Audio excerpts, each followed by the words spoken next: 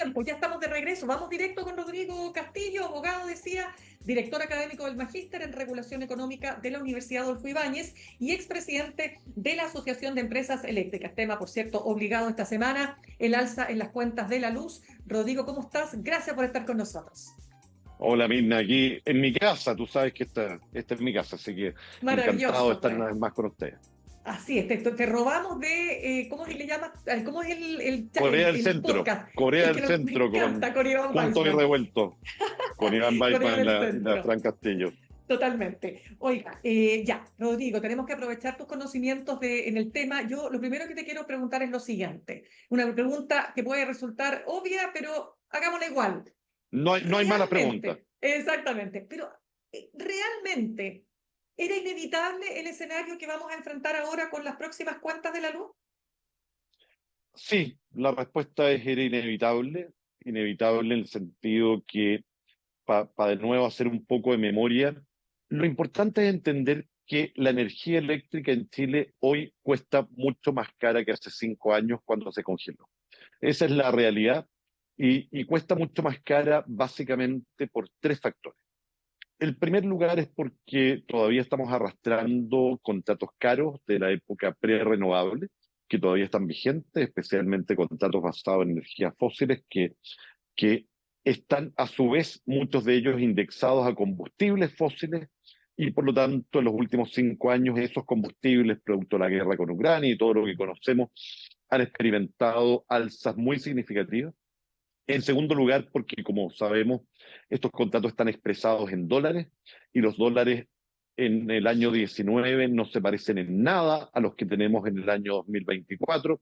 Durante estos 5 años el dólar ha pasado los 1.000 pesos más de una oportunidad. Hoy día mismo está sobre los 900 pesos. Por lo tanto, solo por ese motivo, es decir, solo por el factor de dólar más indexadores, la energía es mucho más cara hoy día que en el año 2019 y sin embargo durante 5 años ha estado congelada. Lo que significa que en el momento de sincerar la tarifa real ya tenemos un aumento significativo simplemente por el sinceramiento del precio real. Pero al mismo tiempo, durante estos 5 años hemos acumulado del orden de los 6.000 millones de dólares de deuda, lo que significa en la práctica que a partir de ahora, y esto tenía que ocurrir en algún momento, tenemos que comenzar a pagar esa deuda.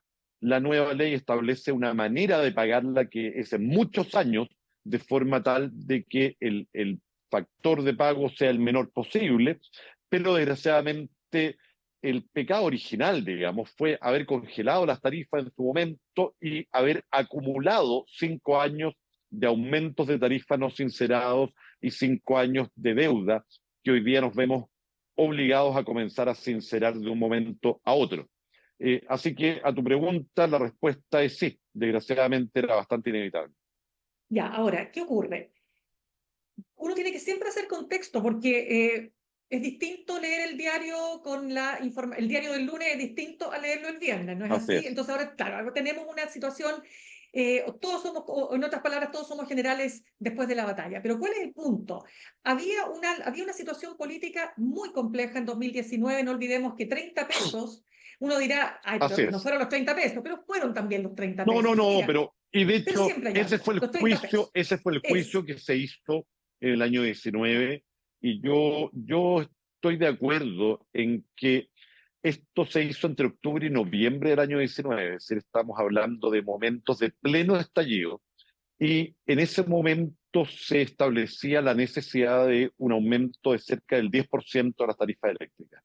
Hoy día, si lo que estuviéramos enfrentando es un 10% de aumento de las tarifas, nos parecería poco comparado con lo que estamos enfrentando hoy, pero en ese momento tú tienes razón, la verdad es que el juicio que hizo el gobierno era razonable en términos de decir, mira, no estamos en condiciones de entregar esta información, hacer este aumento por los efectos políticos y de malestar en la sociedad que podrían venir a sumarse a los 30 pesos. Por lo tanto, yo el congelamiento original del 19 lo puedo entender. Sin embargo, el que me cuesta mucho más entender es el del año 22.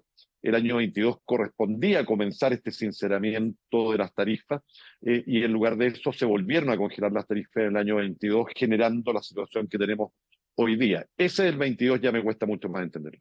Ya, es que ahí, por ejemplo, también me quiero detener, porque acá, por supuesto, vamos a hablar contigo de lo técnico, pero también de lo político, y sobre todo tú que, Rodrigo, eres abogado. ¿Por qué? Porque evidentemente ningún gobierno se quería hacer cargo de un tema que es súper, Sin súper duda, po. impopular. O sea, ¿qué más impopular que subir las cuentas de la luz, pues? Entonces, de O sea, nuevo, ¿qué perdón, alternativa tenía el gobierno ahí? tanto es así, que solo para darles un ejemplo, Ujú. en el gobierno del presidente Piñera uno no se publicaron decretos tarifarios para no sincerar el precio de las tarifas por 3 años. 12 decretos tarifarios que no se publicaron. Y el ministro Pacheco, cuando asume, porque luego de Piñera uno, como sabemos, vino Bachelet 2, cuando el ministro Pacheco asume junto a Bachelet 2, lo primero que hace es sincerar las tarifas. ¿Por qué? Porque él entendía que ese tipo de cosas, ese tipo de ruidos, ese tipo de problemas hay que sincerarlos lo más pronto posible para que generen el menor daño, el menor impacto y desde el punto de vista político, por último, poder echarle la culpa al gobierno anterior, cosa que no vas a poder hacer cuando llevas 6 meses gobernando. Eso lo puedes hacer la primera semana, la segunda semana, el primer mes.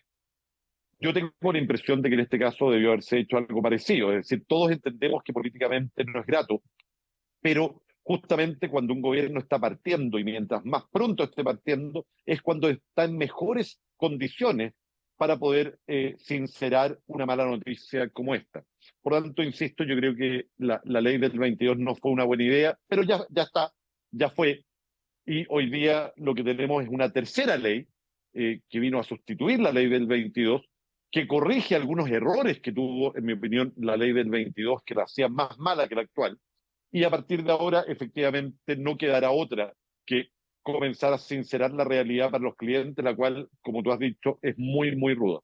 Ya, entonces quiero preguntarte, estamos conversando con Rodrigo Castillo, abogado, director académico del Magíster en Regulación Económica de la Universidad Adolfo Ibáñez y expresidente de la Asociación de Empresas Eléctricas. Rodrigo, enfrentado entonces a esta situación, vamos a entrar también, vamos a hablar del efecto que esto va a generar en la inflación, todo lo que tú quieras, pero antes vámonos a Adelante. lo concreto. Lo que las personas van a enfrentar este próximo 1 de julio, ¿verdad? Porque esto va a depender de la cantidad de kilowatts que se consumen, primero por hogar, pero para hacerlo en términos de promedio, 57% aumentarán en 12 meses en los hogares las tarifas y 39% en las empresas, que son fundamentalmente dicen que se van a ver afectadas las pymes. Bajemos esa información, Rodrigo, por favor. ¿Cómo se va a expresar? A ver, los números, la verdad es que en promedio siempre ocultan realidades más complejas, pero quedándonos en los promedios y haciendo la salvedad de que esto no es exacto para todos los casos, sino que simplemente promedio, lo que corresponde ahora son tres decretos tarifarios, incluyendo este, digamos, el que está por salir, eh, que van a ir al alza. Este primer decreto, el que debería estar vigente ahora durante julio, y por lo tanto el primer aumento de tarifas que vamos a observar, va a implicar un aumento del orden del 10 al 15% en las familias de menor consumo y va a implicar un aumento del orden del 20% o un poco más en las familias de mayor consumo y las pymes. Eh, los que vienen, de los que vienen, el que se debería dictar en 6 meses más, es decir, estamos hablando de finales de este año, principio del próximo, es el más grande en términos de aumento y ese debería implicar en promedio del orden del 30% de aumento de las tarifas extra. Es decir, todo esto comparado con la actual situación. Y un último, que debería ser a mediados del próximo año, que tiene una variación más pequeña, el orden del 10 al 12%, lo cual en suma llega, dependiendo cómo tú lo midas, qué números ocupes, a aumentos que van entre el 50 y tantos y el 60 y tantos por ciento total de aumento de las tarifas para los clientes finales, entre ellos todas las casas de Chile y todos los pequeños comercios, pequeñas industrias, todos aquellos clientes que son clientes regulados de las empresas distribuidoras. Ya.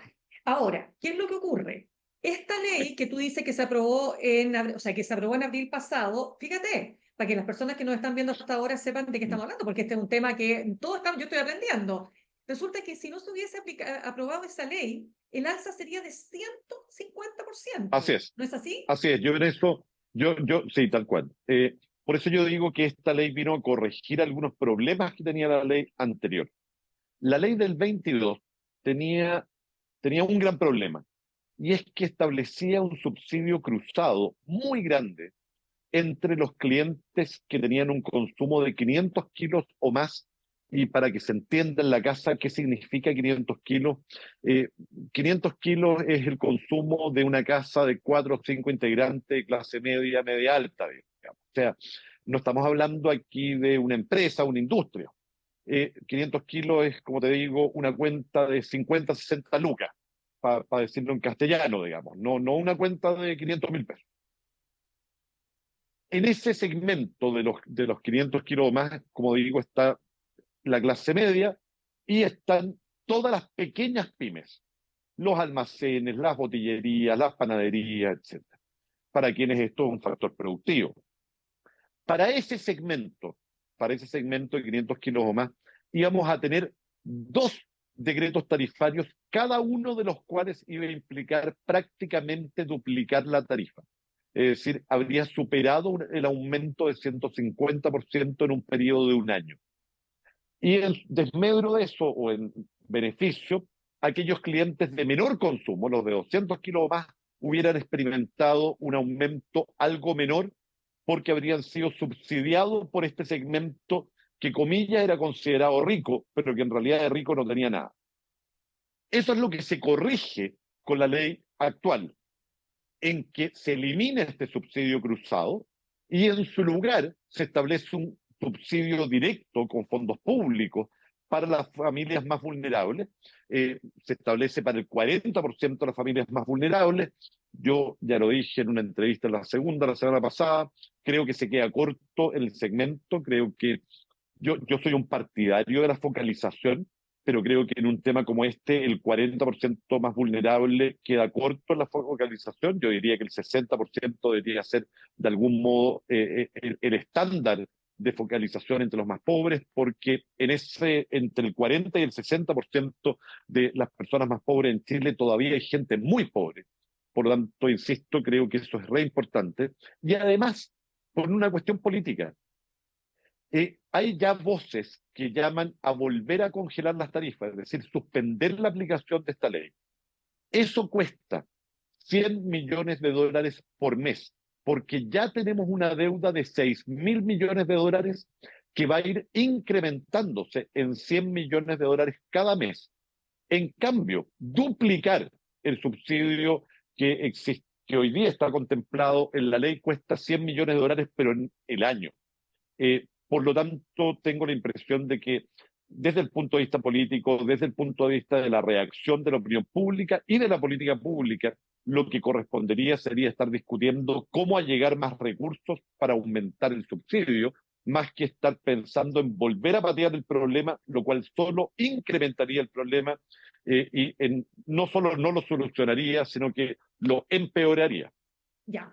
Cuéntame lo siguiente, Rodrigo. ¿Cómo ves tú la gestión de Diego Pardo? Porque se ha puesto mucho énfasis en que más allá de lo técnico, le ha faltado manejo político. De hecho, este es el primer gran tema que enfrenta en su cartera, ¿no?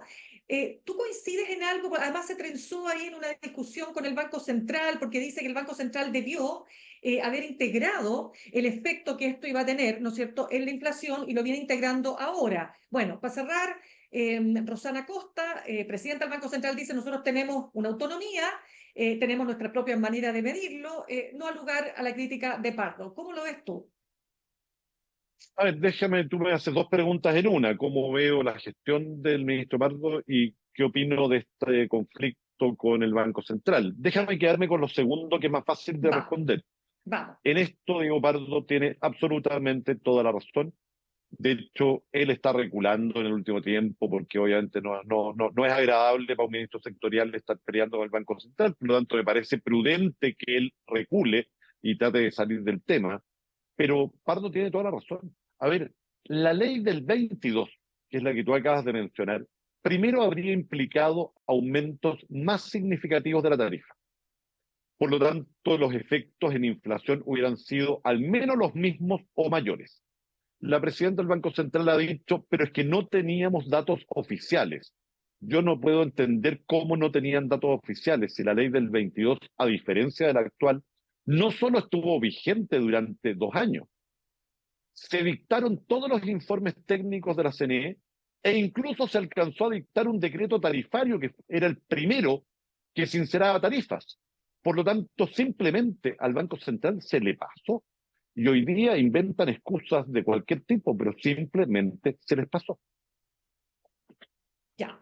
Entonces, tú en ese sentido dices, efectivamente tiene razón Pardo, pero ¿cómo ves la gestión que ha tenido Pardo? Porque A ver, ahora, perdón, dale, yo creo que el dale, dale. ministro Pardo le ha tocado enfrentar una situación que, como nosotros mismos comentábamos, Mirna, al principio, es de ese tipo de situaciones imposibles, digamos, las cuales es prácticamente imposible quedar bien. Se encuentra con una realidad, y una realidad que significa tarifas congeladas en ese momento por 4 años, una deuda que a esa época era de 5.000 millones de dólares, y la necesidad de dictar una nueva, de poner en aplicación una ley que habría sido desde el punto de vista político una locura, que era la ley del 22. Yo tengo la impresión de que el hecho de que el ministro Pardo haya logrado sacar adelante con un amplísimo acuerdo de parte del Senado una ley que morigeraba los efectos de la ley del 22 y que permite sincerar las tarifas por una parte y por la otra permite el que esto sea más moderado de lo que se proyectaba con la ley del 22, ya es un éxito político. Si tú me preguntas qué ministerio yo siento que hoy día está al debe y que ha pasado bien colado, es el Ministerio de Hacienda. Porque acá la mayor discusión que se dio desde el punto de vista político y que le tocó enfrentar al ministro Pardo con el Parlamento tuvo que ver justamente con la extensión del subsidio. Y yo te puedo asegurar, yo no lo he hablado jamás con él, y probablemente él como ministro de Estado no lo negaría, pero yo estoy seguro de que deben haber tenido ácidas discusiones con el Ministerio de Hacienda respecto de la plata que el Ministerio de Hacienda soltó o no soltó, porque cuando se anuncia un subsidio solo para el 40% más vulnerable y muy acotado, es evidente que, y esto de hecho lo dijo el ministro Marcel, es el Ministerio de Hacienda el que no está soltando la plata para poder para reaccionar políticamente de la forma adecuada. Por lo tanto, yo me centraría más en este momento en la necesidad de un aumento de subsidio y por lo tanto una invitación al ministro Marcel a mirar el problema político en su dimensión, en la enorme dimensión que tiene, ha sido titular desde hace una semana o más, y a llegar más recursos para duplicar los recursos para lograr llegar al 60% más vulnerable de la población con el subsidio. Ya. Rodrigo, ahora vamos al punto de las eléctricas. Surgen opiniones que señalan lo siguiente, que las eléctricas han tenido ganancias, pero millonarias. Que aquí también están aprovechándose de esta situación. Te lo estoy preguntando porque me interesa tu opinión. Tú fuiste Sí, por parte, favor. lo dejamos súper claro al comienzo, tú fuiste presidente de la Asociación de Empresas Eléctricas. Entonces, Pero perdón, aquí hay, claro, yo solo para aclarar el conflicto de interés pasado, al sí, menos, sí, sí. yo representaba a distribuidores y transmisores, no a generadores. Por lo tanto, no tengo absolutamente nada que ver con los generadores en mi pasado gremial. Perfecto, buen punto para dejarlo claro, pero para dejarlo también para que todo lo que nos den hasta ahora sepamos, estamos hablando Sí. efectivamente con una persona que tú manejas, por eso también estamos conversando contigo, porque tú manejas mucha información que nos ayuda a entender el actual fenómeno. Pero a lo que voy, estas empresas, las generadoras, efectivamente han ganado plata a destajo, a ver, punto uno y punto dos, ¿por qué? Si Chile tiene, no sé si estoy en lo correcto, 60% de energía, de la energía que se produce es renovable. ¿Por qué eso no se traduce? Son dos preguntas en una, que eso no Sí. se traduce en las cuentas de los hogares. A ver, no es fácil responder a tu pregunta en forma didáctica y ordenada. Voy a intentarlo. Dale. Primero, hay que entender de dónde viene el precio de la energía que pagamos en nuestras cuentas. El precio de la energía que pagamos en nuestras cuentas no refleja el costo de la energía en el momento en el cual, en el mes, por ejemplo, en que estamos pagando. lo que refleja es la suma promedio ponderado de los contratos vigentes al momento en el cual nos llega la cuenta. Muchos de esos contratos son contratos muy antiguos, muchos de ellos están de hecho muy cerca de vencer en su vigencia, que fueron firmados en una época en la cual las renovables eran todavía una promesa. Estamos hablando de contratos que tienen más de 15 años, y por lo tanto hoy día estamos pagando contratos muy caros de las empresas que existían a esa época. Las renovables nuevas existen hace poco tiempo, relativamente en comparación con estos tiempos, y por lo tanto es verdad que una buena parte del problema se debe a contratos muy caros con un conjunto de empresas generadoras. La discusión acerca de si esos contratos implicaron sobre renta o no es una discusión que tendrá que dejarse a las autoridades, pero el hecho concreto es que son contratos muy caros y que estamos arrastrando de esa época. Los contratos más baratos con las empresas renovables solo ahora están comenzando a entrar en vigencia, porque recordemos que una vez que se licitan, se requieren 5 años para que los contratos entren en vigencia. Por lo tanto, los primeros contratos más baratos que comienzan en el año 16, 17, recién entraron en vigencia el año 22. Y así. Y por lo tanto van a entrar en vigencia el 23, el 24, el 25.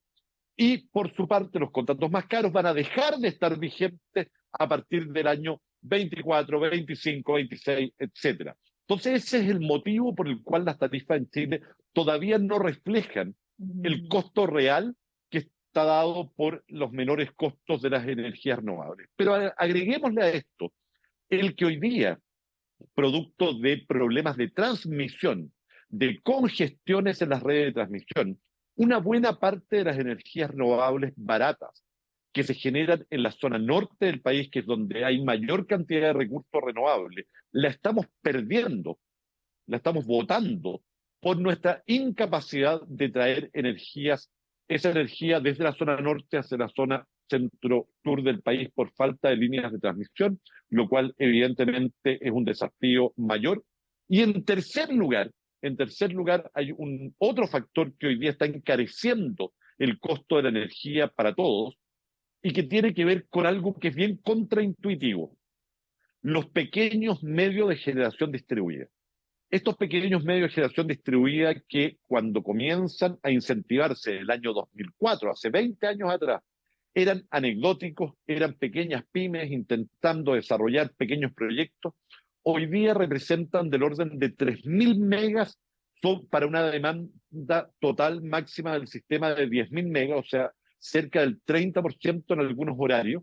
Va a llegar probablemente a los 4.000 megas, y eso implica que le estamos pagando a estos pequeños medios de generación un subsidio a esta producción, por el cual una energía igualmente solar, imaginémonos una central solar grande en el norte versus una central solar pequeña, le estamos pagando cero a la central grande en el norte, que es mucho más eficiente, y le estamos pagando 70 o 80 dólares de subsidio a estos pequeños medios de generación distribuida, que lejos de ser hoy día propiedad de pequeñas pymes que las estaban desarrollando, en su mayoría son transados como instrumentos financieros por grandes fondos de inversión. Entonces, todo esto en la coladora nos lleva a que efectivamente en Chile tenemos un grave problema de costos de la energía que hay que revisar. Entiendo que se está armando una mesa de trabajo para revisar todos estos temas, y sin duda tú tienes razón, Mirna, hay mucho que revisar, hay mucho que mirar respecto de la regulación para intentar evitar para el futuro, porque el pasado ya es pasado, pero para el futuro evitar estos sobrecostos que estamos pagando todos los chilenos. Ya, pues, oye Rodrigo, yo creo que quedó bastante claro, pero vamos a seguir conversando sin duda. Este es un tema que va a estar presente toda esta semana y ni hablar la próxima cuando ya se deje caer en las cuentas de las casas, sobre todo de las casas ¿Qué y de te las puedo decir? clases medias, claro, porque como dices tú, el subsidio no alcanza para cubrir en definitiva los efectos que esto va a tener en parte importante de los hogares. Gracias Así de es. todo corazón. No, muchas Que gracias estés a muy ti. bien. Cuídate mucho. Nos vemos. Chao. Chao. Saludamos a nuestros auspiciadores. Ahorrar cotidianamente se puede y de forma organizada, rápida y online con Ahorrando, la nueva funcionalidad de tu app Copeuch, en donde puedes programar ahorros de manera fácil y entretenida, eligiendo tus propias reglas y metas. Haz que el ahorro sea parte de tu vida con Ahorrando, la nueva funcionalidad de tu app Copeuch. Más información en copeuch.cl. Me despido. Los dejo con Fran Castillo, juntos y revueltos. Nos reencontramos mañana. Que tengan un muy buen día. Copeuch Inversiones, el sitio donde todos pueden invertir, presentó Al Pan Pan en el Mostrador Podcast. Cerramos por hoy Al Pan Pan con Mirna Schindler. De lunes a viernes de 8 a 9 de la mañana, entrevistas para partir el día. El Mostrador Podcast, el poder de la independencia.